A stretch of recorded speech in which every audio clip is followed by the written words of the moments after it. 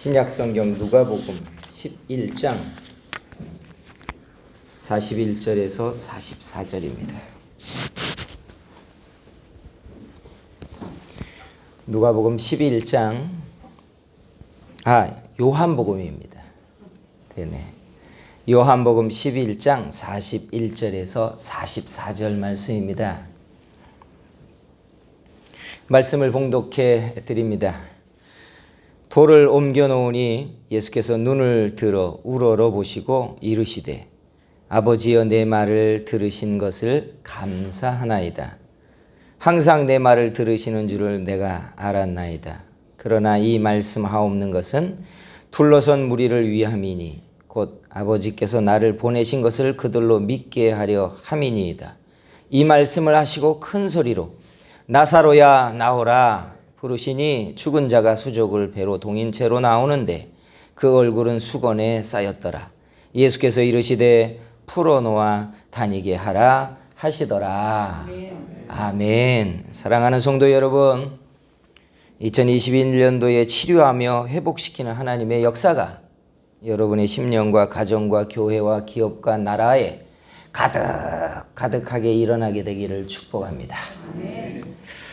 병고침의 역사 얼마나 경험해 보셨습니까? 예수 믿는 사람들이 평생 신앙생활을 하면서 경험해 볼 수 있는 여러 은혜 가운데 하나가 하나님이 우리의 질병을 극적으로 고치는 치료의 역사를 경험해 보는 것 가운데 하나입니다. 어린 청년 때 한참 은혜를 받을 때 성령께서 내게 치유의 은사를 주셨다고 하셨을 때 잘 안 믿어졌었어요. 근데 어느 날 조그만 개척교회를 다닐 때 권찰님 한 분이 어떤 모임에서 제게 자기 병을 위해서 한번 기도해 달라고 했을 때 저도 제게 성령이 하신 말씀이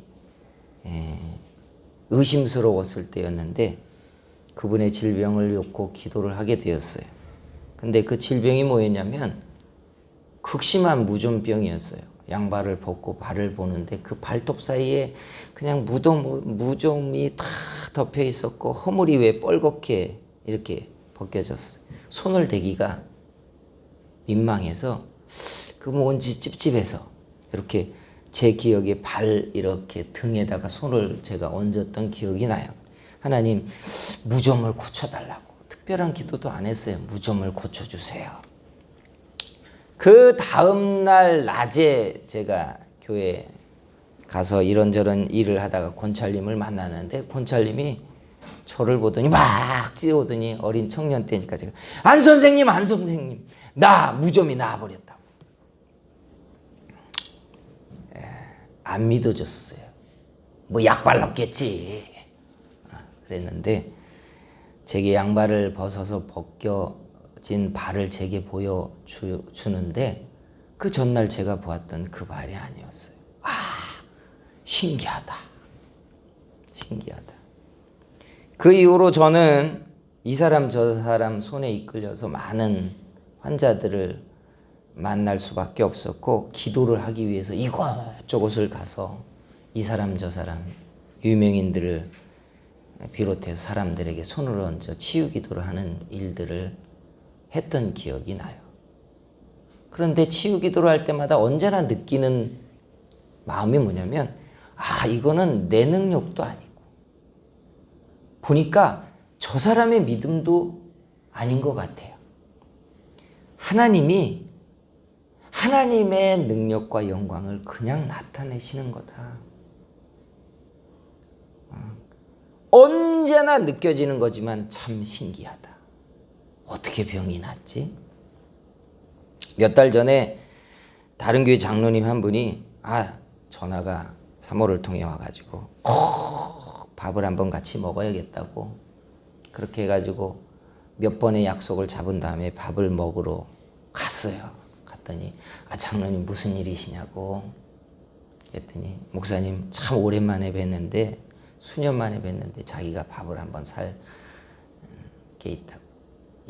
예전에 저한테 자기가 어깨뼈가 부러졌을 때 부러져 가지고 이렇게 칭칭 동여매고 와서 기도를 해달라고 해서 기도를 했을 때 기도를 하고 그 다음날 자고 일어났는데 안 아프더래요. 뼈가 부러졌던. 그 수술을 받으려고 일정이 잡혀졌었는데 다시 엑스레이를 찍어봤더니 뼈가 다 붙어버렸더라는 거예요. 자기도 이야 신기하다. 근데 그러고 지나갔는데 두고두고 내가 이걸 가지고 내가 목사님한테 밥 한 끼도 안 샀구나. 고맙다고 말한 적도 없구나. 저도 하나님이 하신 일 때문에 그냥 밥 한 끼를 얻어 먹었어요, 사실은. 하나님의 치료 참 놀랍습니다. 올 한 해 동안 하나님이 우리를 치료하시고 회복시키는 역사가 계속해서 일어나게 될 줄 믿습니다. 그런데 언젠가부터는요, 제 속에 약간 묘한 생각이 하나 들어왔어요. 뭐냐면 이런 겁니다.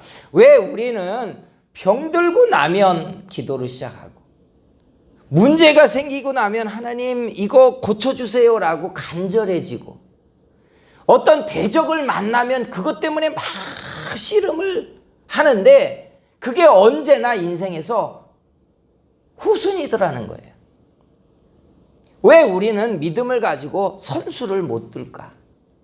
앞서 구해놓고 앞서 심어놓고 앞서 행해놓고 앞서 믿어놓았으면 얼마나 좋았을까? 여러분은 그런 생각 안 하세요? 가만히 내가 만날 수 있는 질병들, 내가 만날 수 있는 대적들, 내가 만날 수 있는 고난들을 예상해놓고 하나님 그런 일이 벌어질 때 내게 돌파구를 열어주세요. 하나님 그때 돕는 자를 만나게 해주세요. 미리 좀 구해놓으면 되잖아요.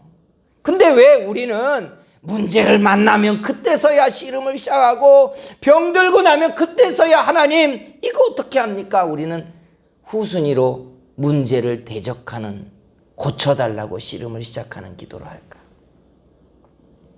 그래서 가만히 보면요, 많은 체험과 신령한 경험을 한 분들의 공통점은 대적도 많았고 문제도 많았고 인생의 굴곡도 많았던 분들이라는 거예요. 대적이 많으니까 문제가 많으니까 그거 한 곱이 한 곱이 한 곱이 넘기려고 그때마다 무릎을 꿇고 매달리고 씨름을 하면서 하나하나 하나님의 은혜를 체험해 왔던 것들이 쌓여온 것 아니겠냔 말이에요. 그럼에도 불구하고 우리가 좀 하나님 앞에 믿음의 선수를 두면 하나님이 얼마나 좋아하실까. 성도 여러분, 우리의 믿음이 하나님 앞에 좀 앞선 것들, 위의 것들, 하나님이 계획해 놓으신 더 좋은 것들을 구하는 그런 믿음이 되었으면 좋겠습니다. 우리가 읽은 이 본문은요, 요한복음 11장이 57절까지 있는 이 긴 장인데 50절이 넘는 내용인데 이게 다 하나의 테마의 말씀입니다. 바로 하나님이, 예수님이 나사로를 살리신 사건 하나만을 위해서 이 긴 내용이 기록되었어요. 그렇다면 나사로를 다시 살리신 이 이야기가 중요한 메시지라는 거예요. 예수님이 장차 사망의 권세를 깨뜨리고 부활할 것에 대한 예표를 보여주고 있는 것이기도 하지만 이 안에 조금 더 고민해야 되는 중요한 메시지가 들어있다는 뜻이에요. 내용은 이런 겁니다. 예수님이 사랑하시는 나사로가 병들어서 죽어가니까 멀리 갈릴리 지방에 계시던 예수님에게 사람들이, 그 누이들이 돈을 주고 사람을 사서 예수님에게 인편을 보냅니다. 그리고 뭐라고 말하냐면 사랑하는 자가 병들어 죽어가오니 오셔서 고쳐주소서. 그리고 아무도 의심하지 않았습니다. 예수님이 오시지 않을 거라는 의심, 예수님이 기도했을 때 나사로가 고침을 받지 못하고 이렇게 죽어버릴 것이라는 의심을 아무도 하지 않았어요. 당연히 예수님은 오셔서 나사로를 살려줄 거라고 믿었어요. 아니, 그렇지 않겠어요? 길 가다가 처음 만나는 사람에게도 예수님이 병 고침을 행하셨는데 왜 사랑하는 나사로를 안 고쳤냐? 그런데 이 기대는 며칠이 가지 못해서 실망으로 바뀝니다. 예수님은 오시지 않아요. 저는 그 상황을 가만히 보니까 그 누이들 마리아와 마르다가 동구 밖을 얼마나 쳐다보고 있었을까. 예수님이 저 밑에 여리고 지역에서 유대 땅으로 걸어 올라오시는 것을 발견하려고 얼마나 그 고개 언덕 골짜기를 쳐다보고 계셨을까. 예수님은 안 왔어요. 그리고 나사로는 병들어 죽어버립니다. 기대가 실망으로, 바램이 상함이 되기 시작했어요. 아시다시피 장례를 치르기 시작했는데 첫째 날이 가도 안 오셨고 둘째 날이 가도 안 오셨고 3일이 지나도 예수님은 안 오셨어요. 예수님이 언제 오시죠? 나흘째 되는 날 예수님은 드디어 오십니다. 마리아와 마르다 심정이 어땠을 것 같아요? 상했어요. 상했다고요. 21절과 우리가 읽은 이 본문 전에 있었지만 36절에 마르다와 마리아가 똑같이 예수님에게 이렇게 말합니다. 주께서 여기 계셨더라면 내 오라비가 죽지 아니하였으리라. 탓하는 말이잖아요. 왜 오셔서 안 살려줬냐는 말이에요. 심지어요, 성경을 자세히 보면 예수님이 오셨다는 말을 들을 때 마르다는 예수님을 맞으러 나가는데 마리아는 집안에 있으면서 예수님을 맞으러 나가지도 않습니다. 상황이 뻔히 보이는 거예요. 왜 주님 안 오셔서 내 하나밖에 없는 오라비가 죽게 내버려 두셨습니까? 상하죠. 이들의 기대는 뭐예요? 예수님이 질병 가운데 자기 오라비를 고쳐내시는 거고 건강을 되찾는 거고 이전으로 돌아가 자신들의 가정의 울타리가 되었던 나사로가 강건해지기를 바랬던 거예요. 그런데 이 전체적인 맥락 속에는 메시지가 있잖아요. 뭐예요? 예수님이 나사로가 일부러 죽기를 기다렸다가 질병을 고침받게 하는 정도가 아니라 사망의 권세를 깨뜨리고 다시 살리는 부활의 능력을 그가 경험하도록 하기 위하여 예수님은 의도적으로 그가 죽기를 기다렸어요. 이게 하나님의 치료예요. 우리가 기대하는 치료는 병이 낫는 거고 이전으로 돌아가는 거고 이전에 웃던 날들을 되찾는 거고 허물어진 명예를 되찾는 거예요. 그런데 예수님이 주시고자 하시는 치료의 능력은 그보다 훨씬 컸었어요. 훨씬 컸었어요. 병 고침 받았을 때의 체험의 기억이 있으십니까? 저도 저 스스로 하나님이 저를 고칠 때 경험이 있어요. 별것 아니었지만 열병으로 고생하고 몸살로 아프고 힘이 들 때였는데 이상하게 약을 먹기가 싫었어요. 약을 먹고 병원에 가기가 싫었고 금요일 날이 마침 되어가지고 온몸을 바들바들 떨면서 그때 기억이 생생해요. 이불을 뒤집어 쓰고 금요 기도회를 참여하고 땀을 흘리고 고통 중에서 하나님 제 열병을 좀 몸살을 고쳐주세요.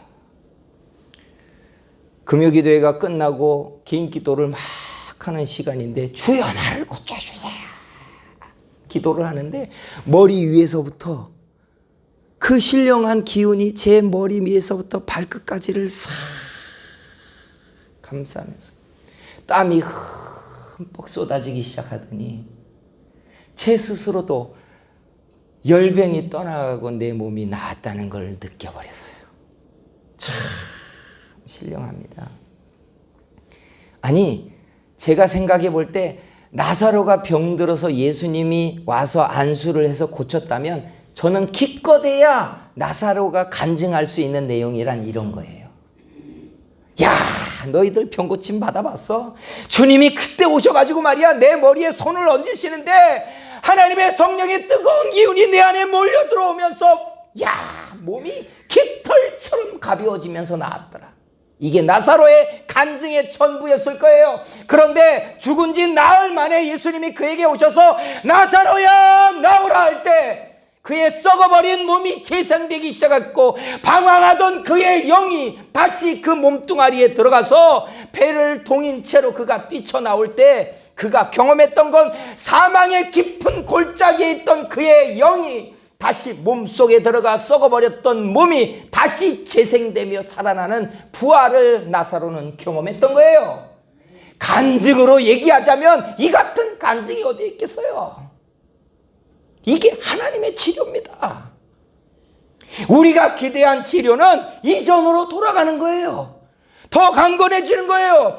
예전에 우리가 웃었던 그 좋은 날을 다시 누리게 해주세요, 이거잖아요. 그런데 하나님의 치료는 상상할 수 없는 은혜였던 거예요. 사랑하는 성도 여러분, 우리는 2021년도를 시작하면서 치료하며 회복시키는 하나님의 은혜를 한 해 동안 누리자고 시작했어요. 우리가 기억하는 이전에 좋았던 날들, 이전에 강건했던 날들로 돌아가게 해주세요 하면 다 그만큼일지도 몰라요.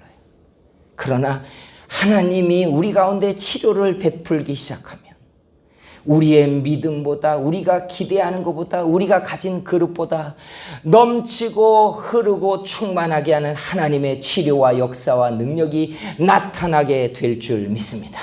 사도행전을 펼치면 안진뱅이가 고침받는 이야기가 나옵니다. 나면서부터 장애인으로 태어나서 한 번도 걸어보지 못했다고 성경은 말해요. 그러니까 그 사람이 살아가는 방법은 성전에 들어가는 사람들의 종교심을 자극해서 구제를 얻는 게 그의 인생의 업이에요. 가족들이 그날도 그를 떠매어다가 성전 입구에다가 앉혀놓으니까 그는 사람들의 눈을 맞춰서 자기를 보고 불쌍히 여기는 마음이 일어나기를 기대해서 그날에 밥벌이를 할 수 있는 돈을 벌기를 바랬던 게 전부였어요. 그가 베드로와 요한을 만납니다. 눈을 맞추잖아요. 근데 하나님이 그에게 하신 일이 뭡니까?